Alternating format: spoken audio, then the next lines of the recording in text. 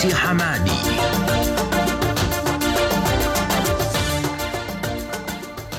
Mtazamaji, hujambo popote ulipo, usiku mwingine wa Jumanne tunakutana ndani ya Nipashe.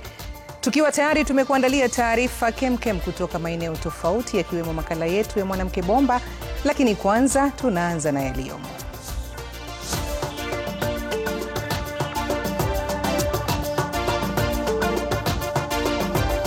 Gavana wa zamani wa Samburu Moses Lenolkulal yuko huru, mahakama ikibatilisha kifungo kwenye kesi ya ufisadi ya shilingi milioni 83.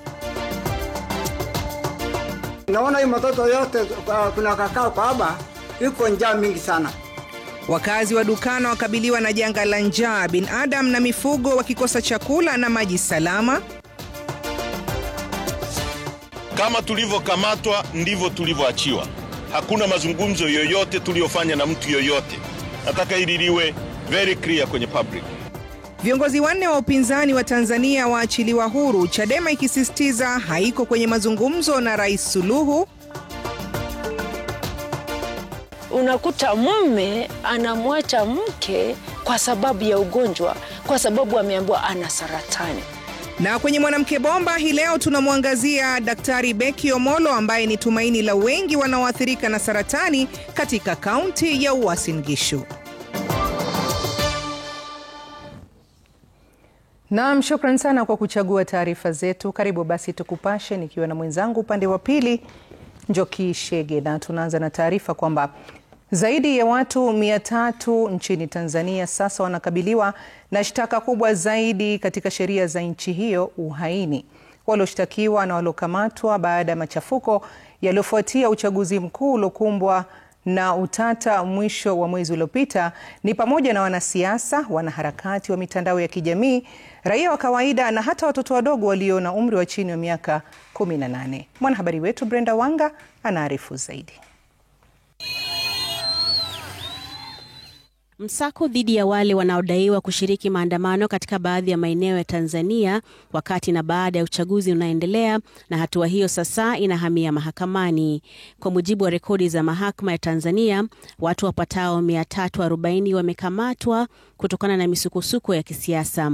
Watu hawa wakikamatwa katika miji 7, wengi wao kutoka Iringa na Dar es Salaam.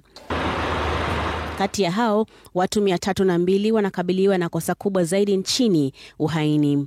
Wale wanaokabiliwa na mashtaka hayo ni pamoja na viongozi wa kisiasa, wafanyabiashara, wakulima na watu mashuhuri nchini na washawishi wa mitandao ya kijamii.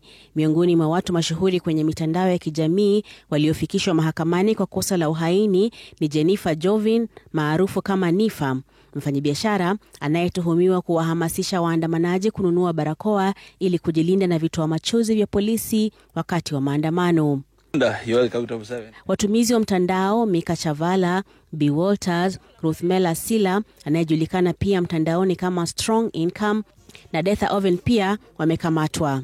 Chama cha wanasheria Tanganyika kinatoa huduma za kisheria kwa wahusika waliokamatwa.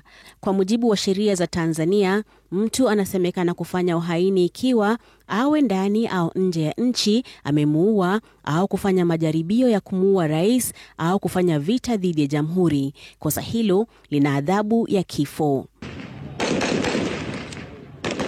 Huku serikali ikiendelea na msako mkali dhidi ya wananchi, upinzani nchini umekanusha madai kuwa uko kwenye mazungumzo na serikali inayoongozwa na Samia Suluhu. Kama tulivyokamatwa ndivyo tulivyoachiwa. Hakuna mazungumzo yoyote tuliyofanya na mtu yoyote. Nataka hili liwe very clear kwenye public, kwa sababu watu wasilete propaganda kwamba tumeachiwa kwa makubaliano fulani. Hatuna makubaliano tuliyoachiwa nayo. Bado sisi ni watu tunaamini ni innocent, na tunataka watu wengine wote wanaoshikiliwa kinyume cha utaratibu waachiwe, waende kwenye familia zao.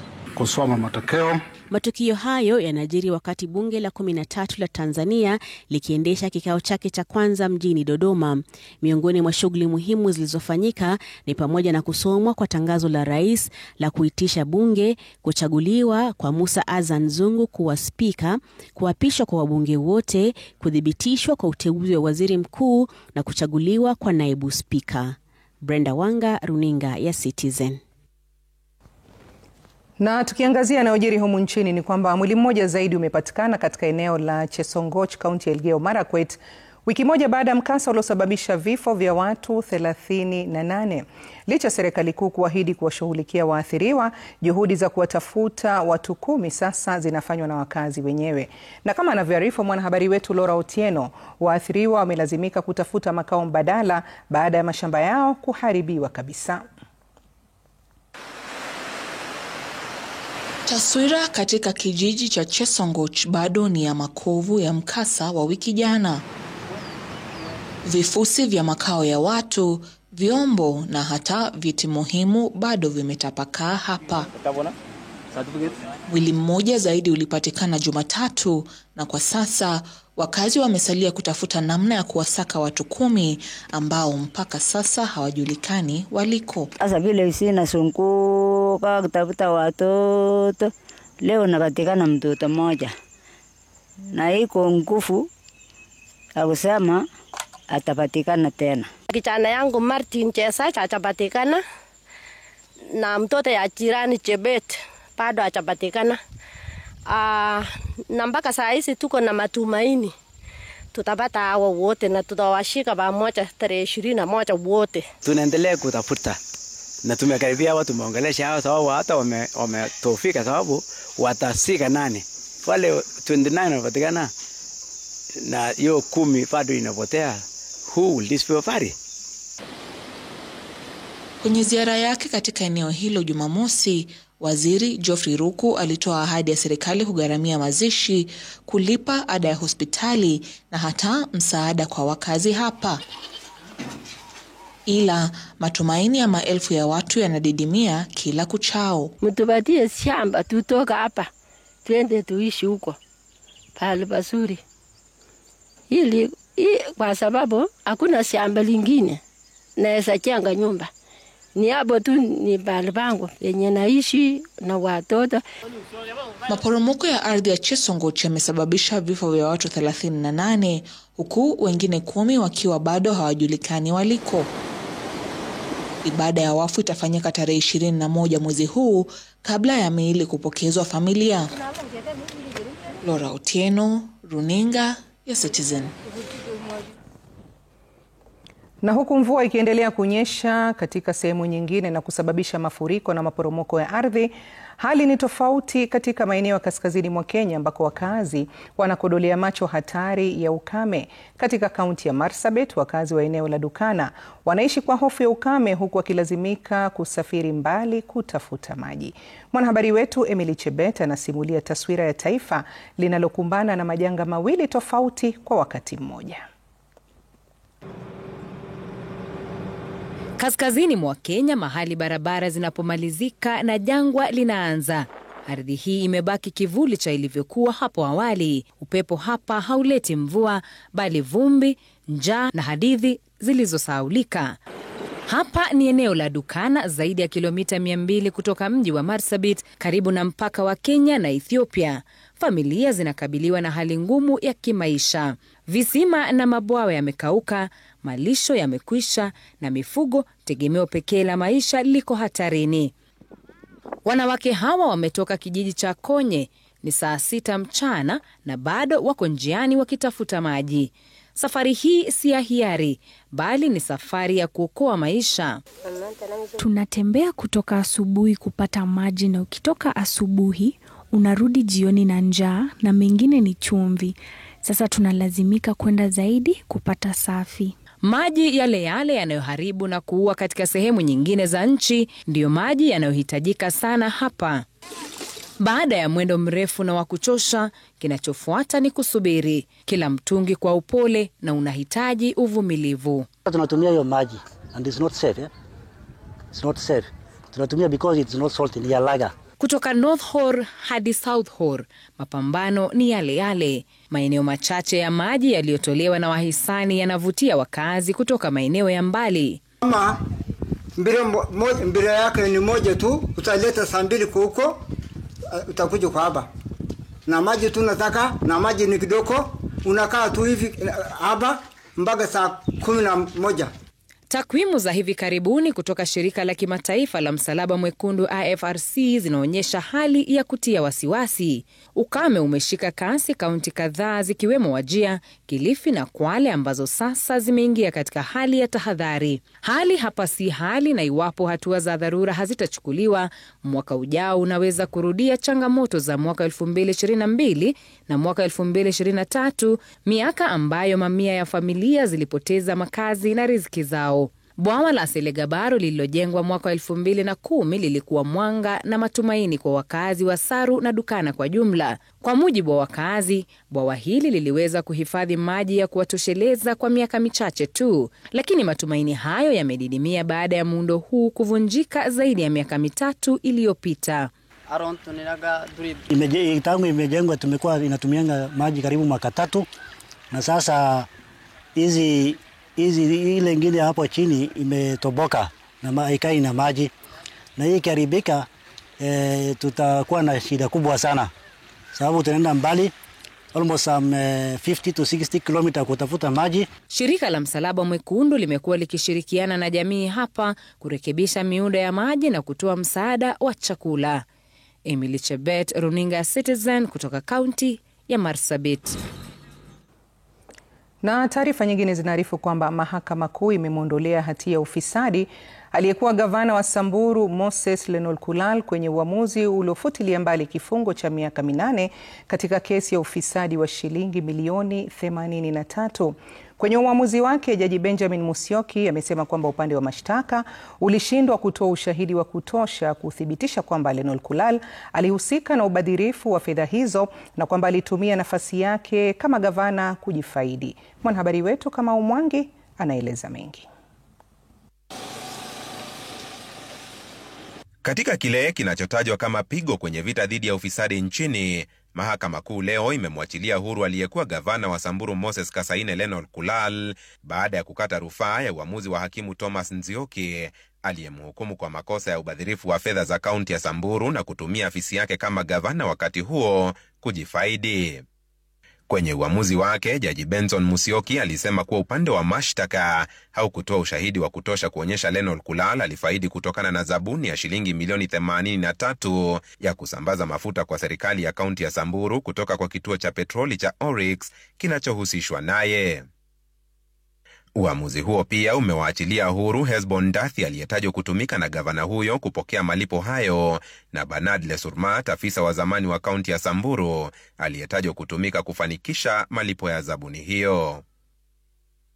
Jaji Musyoki kwenye uamuzi wa leo pia ameondoa vikwazo vya hukumu ya awali vilivyomzuilia Lenolkulal dhidi ya kuteuliwa kwenye afisi yoyote ya umma au kushiriki uchaguzi kwa miaka 10. Arambe! Arambe! Mara ya mwisho Lenolkulal kuonekana hadharani ilikuwa ni jana alipohudhuria na kuhutubia mkutano wa Rais William Ruto huko Samburu. Kwa sababu ya maji, ya barabara. Kamau Mwangi, Runinga ya Citizen. Taarifa nyingine zinaarifu kwamba mwanamume wa miaka 72 anazuiliwa katika kituo cha polisi cha Kisii kwa madai ya kumuua mkewe na kuzika mwili wake mbele ya mlango wa nyumba yao kabla ya kugunduliwa miezi 2 baadaye. Mshukiwa huyo John Agwacha alikiri kumuua mkewe kabla ya kubadilisha maneno na kusema kwamba hakujua mkewe alikuwa wapi licha ya kukosa kuripoti. Crispin Otieno anatuarifu mengi. Maafisa wa polisi huko Kisii kwa ushirikiano na wale kutoka idara ya DCI hii leo wamefukua mwili wa mama mmoja anayedaiwa kuuawa na mumewe ambaye ni mzee mwenye umri wa miaka 72.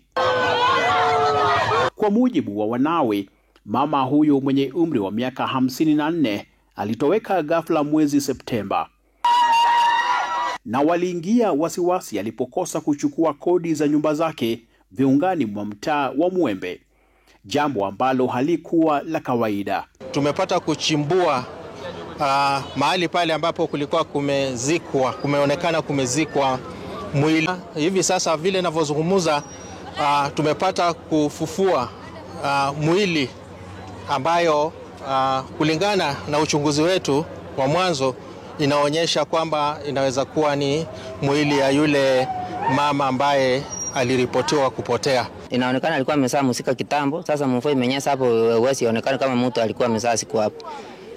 Kaambia msiki kitu yenye unafanya, sasa kitu yenye tunaenda na wewe paka kwa polisi tulipoti. Na hao kuna wamama walikuja wasichana wawili na huyo mama. Tukaenda paka polisi huko chini. Alipokuwa akikamatwa, mshukiwa mkuu John Agwacha alikiri kumuua mama huyo kwa kumpiga na kifaa butu, kisha aliamua kuchimba kaburi usiku wa manane na kumzika mbele ya nyumba yao. Ila baadaye mzee huyo alibadilisha kauli hiyo akisema hana hatia. Tulipata nafasi ya kuzungumza na mshukiwa mkuu. Unayowaza hapo nyumbani, sangine ameniletea. Sasa huyu bibi ya marehemu, kuna wakati alikuwa anakujanga hapa town kuchukua rent ya nyumba, ndio wakapata na huyu mzee kama mpango wa kando. Wakaanza kuishi na yeye. Na tunauliza hivi, huyu mtu akukua peke yake, ni watu wengi walikuwa na yeye. Mtu hawezi lima peke yake, ashike mtu peke yake. Kuna watu walikuwa na yeye. Mwili wa marehemu unahifadhiwa katika makafani ya hospitali ya rufaa ya Kisii, huku upande wa mashtaka ukipewa idhini ya kumzuilia Agwacha kwa takriban siku 30, uchunguzi ukiendelea. Crispino Tieno, runinga ya Citizen, Kisii. Na tukiachana na taarifa hiyo ni kwamba wakazi wa maeneo ya Nyamira na Bungoma wamepeleka malalamishi yao barabarani kutokana na hali mbaya ya barabara. Barabara hizo zimesalia katika hali mbovu kwa miaka licha Rais William Ruto kutoa ahadi tangu alipokuwa naibu rais ya kutengenezwa kwa barabara hizo. Mwanahabari wetu Ben Kirui ana taarifa hiyo kwa kina. Ahadi za mara kwa mara kutoka kwa Rais William Ruto za kutengenezwa kwa barabara hii ya Manga Mote Mwamu, ambazo hazijatimia zaidi ya miaka 3 akiwa naibu rais, sasa imepelekea wakazi kufanya maandamano kila mara kushinikiza serikali kuwajibika. Bwana Rais wakati alikuwa debut, walipokuja na Siasi Duale, walisema ya kwamba hii barabara ya Manga Mote Mwamu wataiweka lami. Hata hiyo kiribu mkiangalia kwa YouTube iko. Lakini hiyo barabara haijawahi wekwa lami, hata signpost iko hapa, hata hiyo rangi imetoka. Hali ya barabara ni mbovu kiasi kwamba wakazi wanalazimika kila mara kusaidia kukwamua magari ambayo yanazama topeni kunaponyesha. Tangu asubuhi hii barabara vile mwenzetu mkiangalia tumeshindwa kupita. Umetuwekea mwaramu, hiyo mwaramu inatusumbua, imefunja magari, imeharibu kila kitu. Hata hao watu wenye wanafanyisha mtihani imebidi wametembea na mguu siku ya leo. Wakazi siku ya Jumanne wakipeleka hasira zao barabarani kudai kukarabatiwa kwa barabara hii haraka iwezekanavyo, wakionya viongozi wanaotumia kutafuta kura kukoma. Hali sawia inashuhudiwa katika eneo la Lwahaka, kaunti ya Bungoma. Wakazi wakisitisha shughuli za kibiashara katika mpaka wa Kenya na Uganda kulalamikia hali duni ya barabara eneo hilo. Barabara ni mbaya. Kutoka hapa kwa daraja hapa kuenda hivi mpaka Bungoma, barabara sio mzuri kabisa. Barabara ni mbaya, magari zetu yanakwama. Mamia ya wasafiri walikwama huku madereva wakiungana na waandamanaji katika maandamano ya amani. Barabara hiyo ambayo ni njia muhimu ya usafirishaji kati ya Kenya, Uganda na nchi nyingine jirani imekuwa katika hali mbaya kwa muda mrefu, hivyo kutatiza usafirishaji wa bidhaa na huduma. Nataka viongozi muwajibike kwa sababu ujirani wema unatoka kwa nchi mzuri. Ndio itafanya changamoto isikue wakati wa usafiri, watu wetu wanapotumia hii barabara at least waone wako comfortable wanatumia barabara iliyo sawa, kwa sababu tukilinganisha Uganda na Kenya, barabara yenye inaingia Uganda kutoka Bodepi iko sawa 100%, but yetu inaanza kuharibu biashara kulingana na usafiri, watu wanapata shida kwa usafiri. Wakazi sasa wanataka uongozi wa maeneo haya, serikali ya kaunti pamoja na serikali kuu kuchukua hatua za haraka kukarabati barabara hizo. Ben Kirui, runinga ya Citizen, Nairobi. Kwingineko tunaarifiwa kwamba afisa wa polisi anayechunguza kutoweka kwa mvuvi Brian Odhiambo amekosoa maelezo ya washukiwa 6 walioonekana naye mara ya mwisho. Inspekta Mkuu Julius Muhuri ameelezea mahakama ya Nakuru kwamba uchunguzi wa mawasiliano ulionyesha maafisa 6 wa KWS walikuwa karibu na Odhiambo wakati alipokamatwa na kutoweka kwa madai ya kuingia katika ziwa Nakuru bila idhini kuvua samaki. Muhuri ameongeza kwamba maafisa hao hawakuandikisha popote kwamba walimkamata Odhiambo wala kurekodi alitoweka akiwa mikononi mwao, licha ya kueleza mahakama kwamba alitoroka akiwa ndani akiwa na dereva wa KWS. Afisa huyo ameshikilia kwamba washukiwa hao ndio walio na majibu ya aliko Odhiambo na wanastahili kuieleza mahakama ukweli. We analyzed the information. We were able to see that they were in close proximity with Brian Odhiambo at around 10:00 hours to 11:00 hours. That was the time when Brian Odhiambo was reportedly arrested by the said KWS officers. And the evidence that was brought before us indicated actually they know whereabouts of Brian Odhiambo. Na tunapata mapumziko mafupi, lakini usiende mbali kwani tunarejea na taarifa zaidi muda usiokuwa mrefu.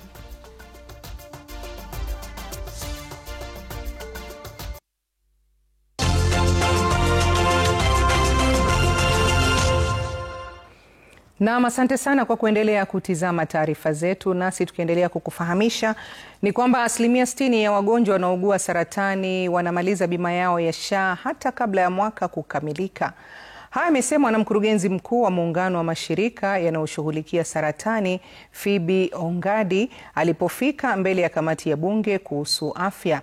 Alisema kwamba idadi ya Wakenya wanaofariki kila mwaka kutokana na ugonjwa wa saratani ni 26,000 huku jumla ya visa 44,700 vya saratani vikiandikishwa kufikia sasa, akitaka fedha zaidi kutengwa ili kuweka mikakati ya kukabiliana na ugonjwa huo humu nchini. We appreciate those strides, but now we are pushing. Probably that's what the CS has been talking about. He's talking about the ideal, what is on paper, what should be happening, but what is on the ground. We say that kwa ground vitu ni different, and that is what we are presenting to do for you today. Kwa ground maneno ya SHA na oncology package ni different. We are also pushing for our inclusion as cancer survivors, as cancer patients within these committees that are coming up with the benefits package. So for example, we have the benefits package tariff advisory panel. Would want to be, members of such committees. Maybe you can also pick that up so that we can be sure that our issues are also taken care of. The ministry has just to work a way where these people can pay by installment, but still pay and avoid adverse selection, because you can't force people to pay 6,000 if they don't have it. But they say, I can pay you bit by bit. See how you take that. And if actually people paid bit by bit everybody, eventually it will be the same. Daktari Becky Omolo aliathirika na saratani ya titi, lakini akanusurika na hatari ya ugonjwa huo. Ni kutokana na masaibu aliyopitia ambapo ameamua kujitolea kuwalisha, kuwatafutia matibabu na kuwafungulia biashara na hata kuwalipia bima ya SHA wagonjwa wa saratani katika kaunti ya Uasin Gishu. Dr. Becky ndiye tunaimvisha taji la mwanamke bomba wiki hii. Naitwa Daktari Rebecca Wanjiku Omolo. Nasema fasihi. Kwenye mitandao najulikana kama Dr. Becky. Mimi ni mwalimu ama mhadhiri katika chuo kikuu cha Kikatoliki Afrika Mashariki, Bewa la Gaba. Fauka ya hayo, mimi ni mshindi wa saratani ya titi ambayo nilianza kupigana nayo mwaka wa 2020. Safari yangu ya saratani ilikuwa ndefu. Nikipelekwa hospitali naambiwa kuwa sina maji kwenye mwili wangu. Hivyo nilikuwa naongezwa maji, halafu natoka hospitali. Lakini mwaka wa 2020 wakati wa corona, mwezi wa 3 ndio niliambiwa hapana, niko na saratani ambayo waliita invasive ductal carcinoma. Wakati ule ulikuwa mgumu sana katika maisha. Kumbuka, unapoteza kila kitu. chemotherapy inafanya upoteze nywele, makucha yako yakawa meusi, ulimi ukawa mweusi, mwili ukawa si wako tena. Kwa mfano, wakati mmoja nikipata tiba mionzi, nilipata huyu mama ambaye alikuwa anaombea maji. Alikuwa ameletwa kutoka Kisumu, alikuwa anapata matibabu hapa mjini Eldoret, na mume wake kila siku asubuhi alikuwa anampigia kumuuliza, mbona hujafika? Na ngoja jeneza lako likufikishe hapa. Yaani bado hujafa. Na niliposikia kuwa hana chakula, ndiyo nikaanza kufikiria nitafanya nini. Na ndiyo nikaanza kwa kumnunulia chakula, kumfanyia shopping yake, na nikamhakikishia kuwa as long as atakuwa hapa Eldoret, a land of plenty, hatawahi kosa chakula. Mama hoye! Mama hoye! Hivyo akapata chakula, akapata matibabu yake, na akaweza kurudi nyumbani, na mpaka sasa Mama Jane bado yuko. Kutokana na hayo, tukaamua mie na mtoto wangu Natalie kuwa tutaanza kikundi cha kuwasaidia wale wanaopigana na saratani. Na ndio tukaanza na Solace Cancer Community Based Organization, ambayo ilikuwa inasaidia watu hapa tu mjini Eldoret, Uasin Gishu County. Lakini baada ya muda tukajipata tunasaidia watu wengi kutoka nchi yote ambao wanakuja kupata matibabu yao hapa Eldoret.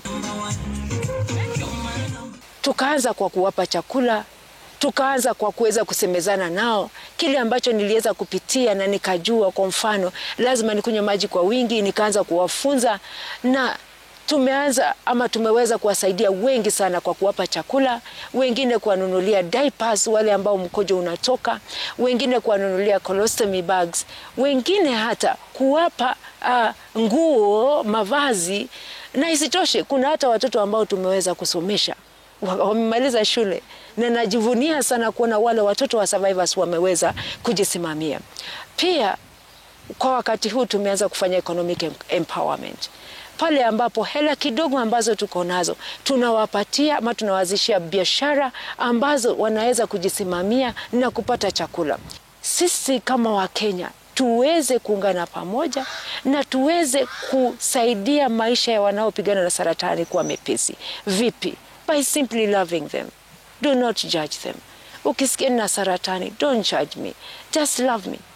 Nambari ya pili, iwapo wewe una uwezo, tunarana program ambayo inaitwa Adopt a Patient. Seme ni Beki anahitaji diapers. Mimi nitakuwa nikimnunulia diapers for the whole year or the whole month. Nitakuwa nikimnunulia Beki diapers. Huyu anakuwa ni kama patient wako.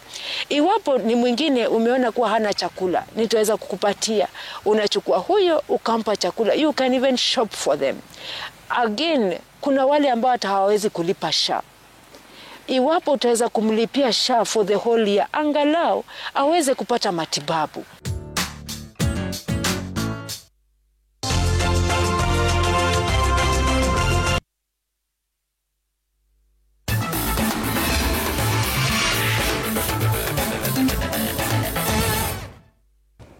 Na tukigeukia spoti sasa, ni kwamba kampuni ya Shabiki.com imefadhili makala ya 6 ya mashindano ya kandanda ya Rashid Abdalla Super Cup. Michuano inaendelea katika kaunti za Mombasa na Kwale. Afisa operesheni za Shabiki.com Abdi Wako amesema lengo kuu la Shabiki.com ni kuinua na kukuza vipaji mashinani. Akizungumza wakati wa kutiwa saini kwa mkataba wa ufadhili huo, muasisi wa Rashid Abdalla Super Cup Rashid Abdalla ameshukuru Shabiki.com kwa kuendelea kudhamini michuano hiyo, akisema kampuni hiyo imedhihirisha kuwa Shabiki.com ni shabiki wa kweli wa michuano hiyo. Hii Shabiki wameonyesha wazi kwamba wanathamini jitihada ambazo zipo mashinani, wameonyesha kwamba wana nia ya kuendelea kuwashika mkono na kukuza vipaji vyao na kuhakikisha kwamba ndoto zao haziishii tu njiani. As Shabiki, we are always about inspiring growth and opportunities, and this is a great venture that we are happy to be part of. Mwaka huu michuano hii inatajwa kuwa ya kipekee, kwani kwa mara ya kwanza mwanamwali kombe la Rashid Abdalla Super Cup limevuka bahari ya Mediterranean hadi Kenya kwa hisani ya Shabiki.com. Lina urefu wa sentimita 78 na ukiangalia katika nakshi zake ambazo limetengezewa, kuna shaba hapo ndani, kuna fedha hapo ndani, kuna mbao hapo ndani, kuna dhahabu hapo ndani. Wamegaramika Shabiki kulileta na ni kuheshimisha mpira na kuheshimisha vipaji. Our goal is to bring even more excitement, visibility and positive impact to the tournament and its players. Fainali ya michuano hii ambayo imehusisha timu kutoka kaunti za Mombasa na Kwale itachezwa Disemba 14 katika uga wa Kwale, ambapo mshindi ataondoka na kitita cha shilingi milioni 2.5. Kazi nzuri ambayo amefanya. Steve Shitera, Mwanaspoti wa Citizen, Nairobi. Na mtazamaji, tutakomea hapo kwa leo. Naitwa Mwanahamisi Hamadi. Tukutane kesho kwenye jukwaa la afya tukiwa tunaangazia maradhi mbalimbali ya tumbo na namna ya kuyadhibiti. Nakutakia usiku mwema. Kwaheri.